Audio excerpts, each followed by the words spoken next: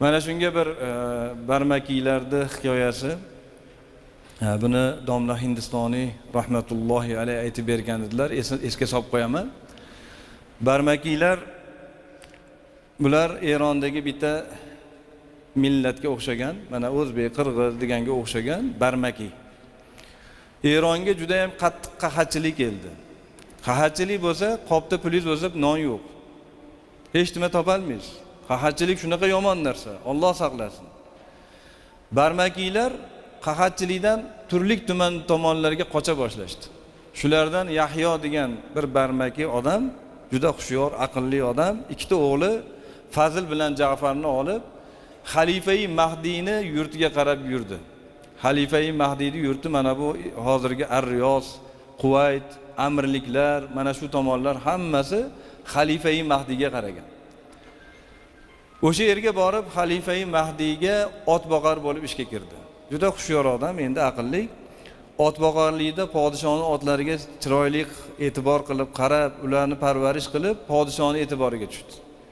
Podsho uni sekin-sekin martabasini ko'tarib bosh vazir bo'ldi, qarang. O'zi gadoy bo'lib qochib kelgan, bosh vazir bo'ldi. Endi bosh vazir bo'lgandan keyin o'g'li Fazil sekin-sekin lashkarboshi bo'ldi, qo'mondon. O'g'li Ja'far, kichkina o'g'li Xalifai Mahdiyni o'g'li Harun ar-Rashid bilan birga madrasada ta'lim ola boshladi.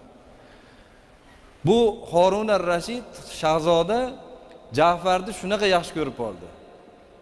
Bir-birlari bilan do'st bo'lib qoldi yoshligidan. Birga o'sishdi, unishdi, vaqt o'tdi.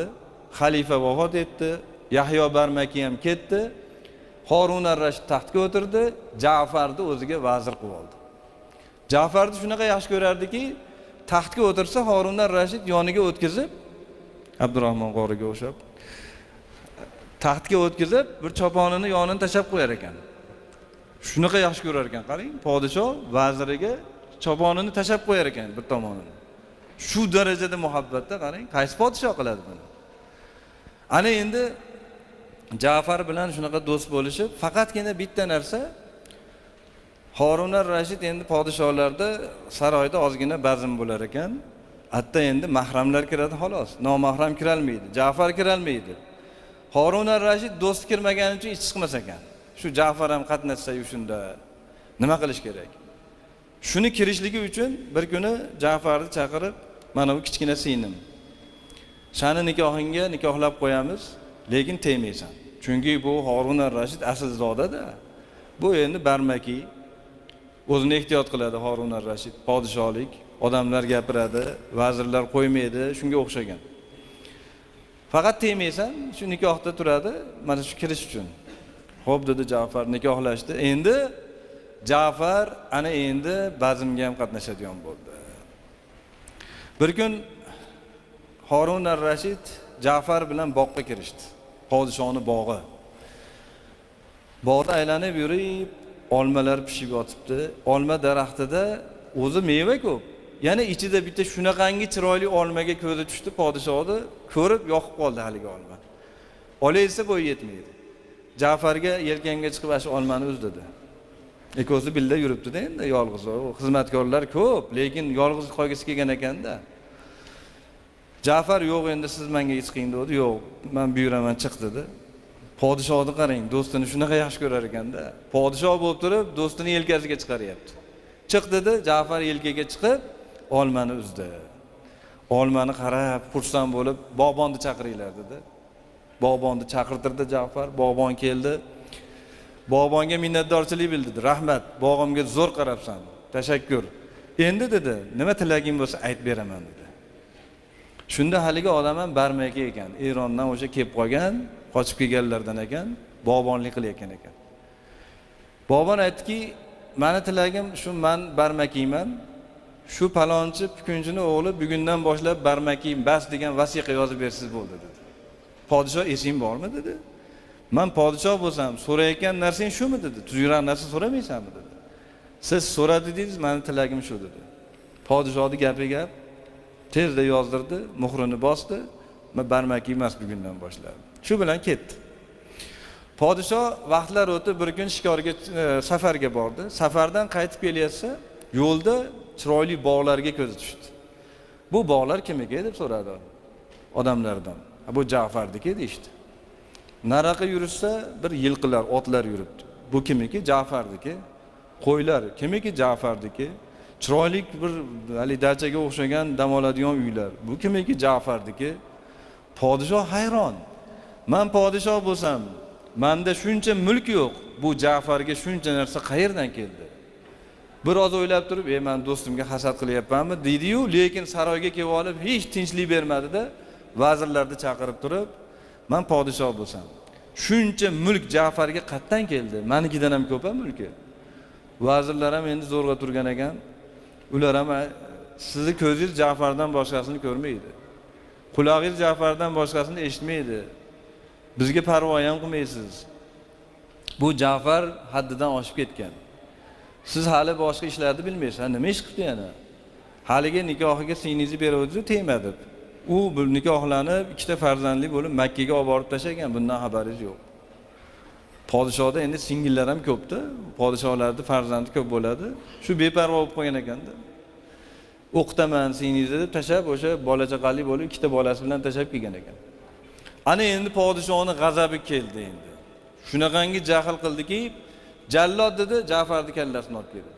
Jallod ketdi, askarlar bilan borib, podshohning hukmini aytdi. Ja'far ham endi u esli, bosh vazir. Podshohni meni qanaqa yaxshi ko'rishini bilarmiding? Ha, bilardim. Hozir g'azab ustida kallasini oldi degan bo'lsa, g'azabidan tushgandan keyin o'zingning kallang ketib qolmasin. Sen borib hukm bajarildi deb ko'r dedi. Jallod qaytib kelib, shohim hukmni bajardik, bo'ldi dedi. Kalla qani dedi. Menga kallani olib kel dedi. Yana qaytib borib, Ja'farning kallasini olib, podshohning huzuriga olib kelishdi. Endi dedi podshoh, meni muzofotimdagi hamma barmakiyning kallasini olasan dedi. Barmakiylar kallasi olindi. Bir muddatdan keyin bir odamni sudrab kelib qolishdi. Askarlar. Shunda askarlar aytishdiki, shohim, mana bu odam barmakiy edi. Lekin sizda bir vasiqasi bor ekan. Siz yozib bergan ekansiz, bu barmakiy emas bugundan boshlab. Shunga hayron bo'lib qoldik. Podshoh bunday qarab esladi bog'bon. Hayron bo'lib bog'bonga aytdiki, "Sen avliyomisan? Mana shu ish bo'lishini bilarmiding?" dedi. "Shohim" dedi, "buni bilish uchun avliyo bo'lish shart emas. Bu Ja'far otasi bilan gadoy bo'lib kelgan edi bir paytlar. Allohning inoyati bilan dadasi vazir bo'ldi. O'zi mana bunday ahvol bo'lib, mana keyinchalik bu vazir bo'ldi, mulkka ega bo'ldi, obro' e'tibor hamma yo'g'i bor edi. Bog'da sizni yelkangizda turganini ko'rib, haddidan oshibdi endi. Endi ish pastga qarab ketadi. Shuni aqlim bilan tushundim" degan ekan. Haliga bog'bonda aqliga lol qolib, podshoh uni qo'yib yuborgan ekan. Ammo lekin qarangki, bu barmaki degandan shunaqangi bir nafrat paydo bo'libdiki, domla Hindistoniy aytgan edilar, shu singlisini yu ikkita bolasigacha o'ldirib yuborgan deydi podshoh. Endi Alloh biladi, bu tarix domla Hindistoniydan biz bilgancha aytdik, xatolar bo'lsa Alloh kechirsin. Bu yerdagi asosiy maqsad inson haddidan oshdimi ketaveradi. Ana endi Allohning ham chegarasi bor. Mana shu chegarada turaylik. Kim haddan oshsa, Imom Sodiy aytadilarki, sazoyi tig' o'lur haddin tajovuz aylagan mo'ylar, aning chun tig'din ozoddir mujgonlar obro'ylar dedilar. Insonda mo'y bo'ladi. Mo'y degani mana bu soch, shunga o'xshagan tuklar. Mana shu haddidan oshgan mo'y borki, tig'ga ro'para bo'ladi deyaptilar. Shuning uchun ham qoshlar, kipriklar tig'dan ozod deyaptilar. Nimaga bu qoshlarni, kipriklarni qaychilamaymiz? Chunki chegarada turadi-da, haddida turadi. Haddidan oshganlarni qiyib-qiyib tashlayapmiz. Kimigadir kechroq, kimigadir ertaroq qiyilyapti. Inson ham shunaqa. Haddidan oshsa, kimdir ertaroq ketadi, kimdir kechroq, kimdir Xudoning huzuriga borganda iloji yo'q, tig'iga ro'para bo'ladi. Azobga giriftor bo'ladi. Biz ham musulmonman deb turib, islom chegarasidan chiqadigan bo'lsak, bizga ham oson bo'lmaydi. Alloh saqlasin. Musulmon bizmi? Islomda dinimiz deb rozimizmi? Islom dinida go'zal hayot kechiraylik. Chegarada turaylik. Ana Rasululloh alayhisolatu vasallamni payg'ambarimiz deb tan oldik. Iymon keltirdik u kishiga. Rozimiz. Shunaqa mehribon payg'ambarimiz borlar. ummatim deb butun hayotlarida ummatni g'amida duo qilib o'tdilar. Va qiyomatda ham boshimni sajdaga qo'yaman dedilar. Shunaqangi Allohga hamd aytamanki, shu vaqtgacha hech kim bunaqa hamd aytolmaydi dedilar payg'ambar alayhisalom. Hatto Alloh boshingizni ko'taring dedi. Ummatimga nima bo'ldi deb boshimni ko'tarmayman deganlar. Ummatingizni kechdim degandan keyin boshimni ko'taraman dedilar payg'ambar alayhisalom. Ummatni g'amida o'tgan shunaqa mehribon payg'ambarimiz. U kishiga muhabbat qilaylik birodarlar. Yaxshi ko'raylik. Yaxshi ko'ramiz deb til bilan aytib qo'yaveramiz, ammo lekin bir insonni yaxshi ko'rsa, unga taalluqlik hamma yo'qda yaxshi ko'radi. U yaxshi ko'radigan ishni qiladi. Masalan, onangiz bir taomni yaxshi ko'rsa, onangizga o'sha taomni ilinib olib kelgisi keladi. Yo qilib bergisi keladi. Bir kiyimni kiygisi kelsa, shuni imkon qilib olib bergisi keladi. Yaxshi ko'radi-da onangiz. Biz Rasulullohni yaxshi ko'rar ekanmiz. Rasululloh alayhisalom kimni yaxshi ko'radilar? Sunnatlarini bajargan ummatni yaxshi ko'radilar. Go'zal amallar, solih amallar qilgan ummatni yaxshi ko'radilar. Shunday ekan, payg'ambarimiz sollallohu alayhi vasallam yaxshi ko'radigan amallarni qilaylik. Har bitta holatimizda, yurish-turishimizda Rasululloh mana shu holimga hozir guvoh bo'lsalar, qanaqa ahvolga tushardim degan savol bizda tursa, inshaalloh adashmaymiz. O'tiribmiz, karta o'yin bo'lyapti. Hozir Rasululloh shunday kirib kelsalar, bizni mana shu o'tirishimizdan rozi bo'larmidilar? Mana shu savol bizda tursa, inshaalloh sekin-sekin tarbiyalanib yaxshilikka yuramiz. Alloh subhanahu va taolo iymonimizni salomat qilsin. Iymonimizni nuriga nur qo'shsin. Haqiqiy chin musulmon bo'lib, Parvardigor olamni roziligiga erishib, Alloh taoloni